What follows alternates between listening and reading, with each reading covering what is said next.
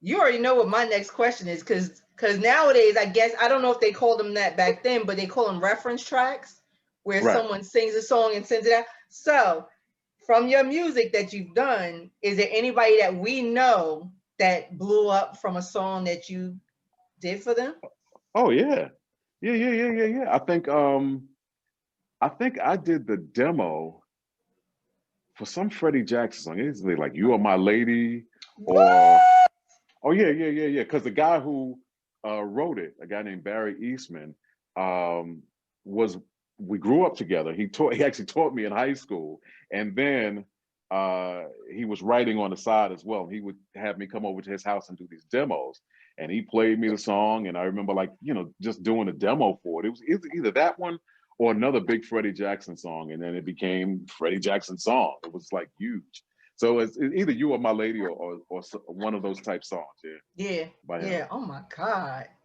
That, oh wow. And Freddie, and his music is iconic. So just to Oh yeah. know that, oh my God, that's wonderful. Okay, All I can tell okay. you is his version sounded a whole hell of a lot better than mine. Look, we can't say that. Look, we can't look. I, oh, He's I can. good. Hey, listen, I was there. I know. I was squeezing my butt cheeks to sing on them high notes he was singing. You know, like I need you to sing it high. It's like Yeah, you yeah. are my higher. You are higher. Squeeze a little tighter. So, I know that's right. Okay, so all right. So now, who were some of your influences? When uh, you were making music. um, Donny Hathaway. Mm. Yes, Lord. Uh, Yes, Lord. Yes, Lord. oh yeah. Donnie's that's a whole nother level of singing there. I remember when Donnie passed away. I remember boo-hooing like crazy. Mm.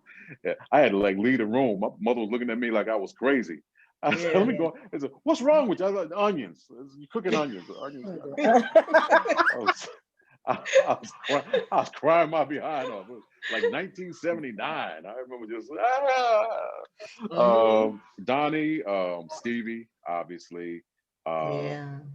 Aretha Franklin, DJ Rogers. It's like I don't know if you guys are hip to DJ Rogers. Uh, Mm-mm. Look him up. But Okay.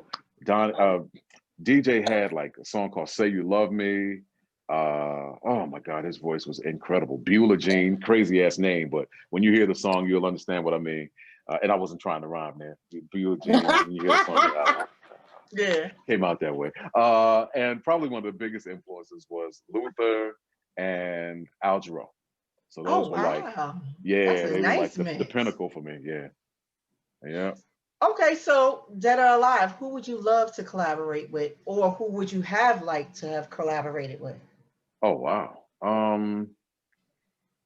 Well, I mean, I would have loved to work with Luther. Um, that would have been a nice duet. And Al as well. Like Mm-hmm. Marvin Gaye. Uh, Mm. as far as folks that are alive, oddly enough, Layla Hathaway, another Hathaway in the conversation. Yes. Yes. We That worked voice. together. Yeah, we worked together a lot, but we've never recorded together. So I would love to Mm. do a song with her. And then me and Anita Baker, we see each other every few years, and we lie and say we're gonna work together, and it never happens. I see her, It'll and happen. That she would goes, be a beautiful "Baby, combination. listen, I've been trying for well over 10 years. And, the only time I got to sing with her, I did the Capitol Jazz Fest when I was hosting Capitol Jazz Fest. And she was performing. And I think I had said it on stage before she started her show. And then during the show, she called me out. She's like, "Come on out here." I was like, "You got to be kidding me." And that's not the word I'll use. Uh, I Yeah. said, "You got to be kidding me. You got to be kidding me." Yeah. Yeah. And I went out on stage and we got to sing together. So that's about as close as I got to a duet with Anita. But every time I see her, we lie to each other and go, "We got to sing together. Oh, child, we got to sing together." And then she goes right and I go left. And then we don't see each other for 2 years. And I see her again. "Oh, child, we got to sing together." And yeah, we do. And Yeah. she goes Yeah. right and I go left. So it never Groundhog Day. happened. Exactly. Okay. So now, all right. So now you got this gift. You working in the Yes, Lord. industry, Uh-huh. doing backgrounds, you're doing reference tracks. Hmm. How did we get to the first album? Uh, oddly enough, it was from me doing one of those demos. Well, actually, not a demo. It was a song that came out. It was with this group that I was a part of. It was something called, and don't laugh. I'm saying don't laugh in advance. Lord. Now just suck your cheeks in, bite your lip, you know, think of dead kittens or whatever you got to do, but don't you laugh. All right. Okay. It was a good, see, she's laughing already. See, it was a group called Wally Jump Jr. and the Criminal Element. Now, Kim, I told you, What? see, Barry was able to keep herself together. You on the other hand, Lady, because he you on the said other Willy hand, Wonka and the Chocolate I, Factory. That's all I heard. Yeah. okay, Wally Jump Jr. and the Criminal Element. Now, okay, now we had an album out, and then our biggest record. Remember the song by Gwen Guthrie, "Ain't Nothing Going On But the Rent"? Ooh, Ain't nothing yeah. go. Today. We did the answer record to "Ain't Nothing Going On But the Rent." We had a song called "Ain't Gonna Pay You One Red Cent." I'm wondering if I know that song. Trust Google me, that. you probably wouldn't. But No, you know what? Maybe on Kiss or BLS, late night, like they would always have like the answer to certain songs. They would always play them like randomly. So I may have heard it. okay, well, I don't know how old you are, Look, I but say Kiss FM, so you already know. well, okay. Kiss well, FM well, ain't well, on the stage no more. well. For Barry, I think Barry, you're originally, are you still living in the DC area? So you may not be familiar with New York radio, but Kiss FM and WBLS were our basic stations, and WLIV, and that's so. Kiss, oddly enough, for Kiss FM, the gentleman that I used to work with a lot used to do like the afternoon mixes there, a guy named Shep Pettibone. So Shep and I had a group together called Pilot. We had a record out called "You Are the One," and one of my other records under one of my assumed names. And I will get back to the Wally Jump Jr. story in a second. But other records I had out were groups like Envy, and so we would play around New York. We played the Silver Shadow, we played Bentley's, we played the Collie Bron, we play, all those places like that. So now, fast forward to Wally Jump Jr. The Criminal Element, and you hearing the record on Kiss, you probably did because Shep Pettibone was a friend of mine, and he used to play the record. So oddly enough, that's how I got my solo deal, because the record might not have done well in America, but for some reason overseas, they like gravitated, Yeah. towards this song. So Wherever it I worked, got it worked.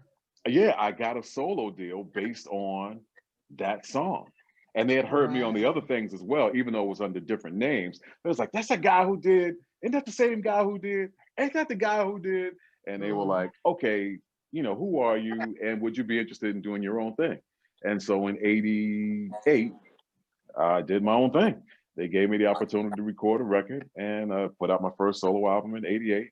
And my first single in America was the song Free, originally done by Denise Williams.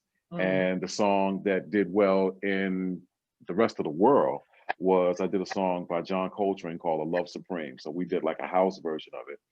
And yeah, and it took off. Overseas love house. Yeah. Yes, they do. Yeah. Yes, they do. Certain Yes, parts they of do. overseas, they just love R&B. Oh yeah. I went to Germany and I heard Shalimar, I heard Migos, I heard everybody, and Tina Turner, forget about it. She might as well be the prime minister, because they love her over there. I'm like, okay, if it works, it works.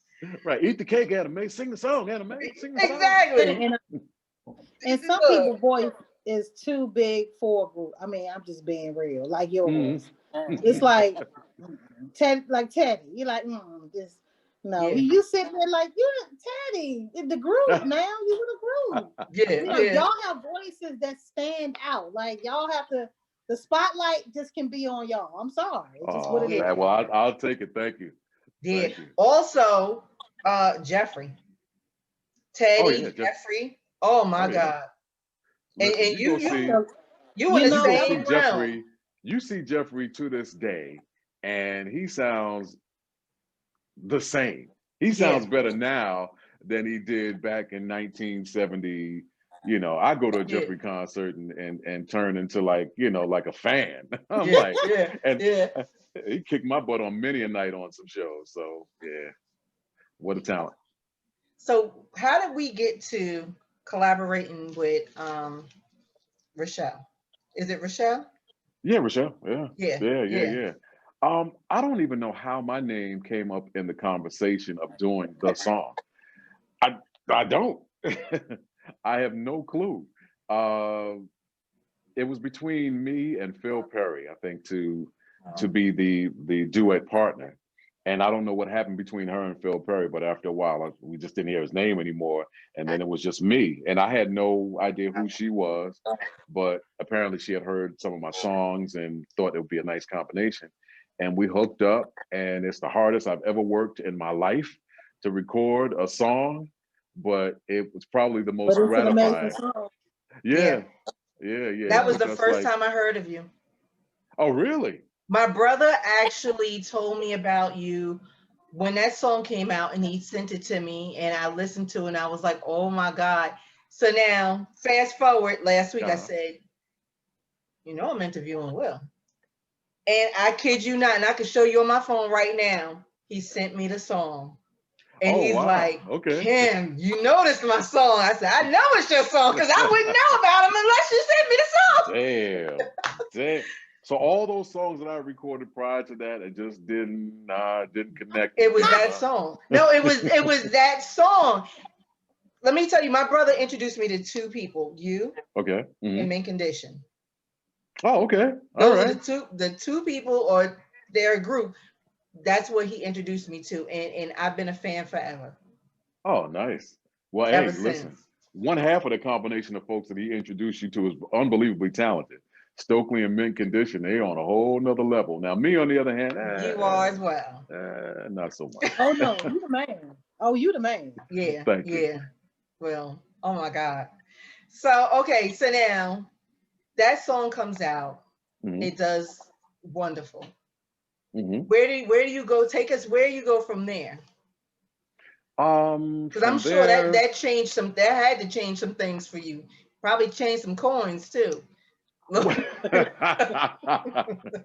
We still love broke. coin change. I was broke then. I'm still broke now. Oh Uh, no. but I mean, basically everything that's on the wall here behind me. So, Mm. what year was that? That year that came out in, what was that, like '93? And then after that, I did Moods, Invitation Only. Me and Yeah. Gerald Albright did Pleasures of the Night. I had to look at the wall to find out myself. And All the Man You Need was done in 2000. Man, I can't remember all this stuff. I got 24 albums. And so we got a Grammy Terrible. nomination for All the Man You Need. And I put out a record about every 2 years, every year and a half, 2 years. Yeah. So yeah. So I got a ton of them. Wow, that's They're amazing. all over the place. 24 albums That's in total, amazing. right? Yeah, 24 albums in total. That is Wow. amazing. That is Sounding good crazy. looking and smart like you guys. So I mean, I have no other choice. I got You doing real good, Will.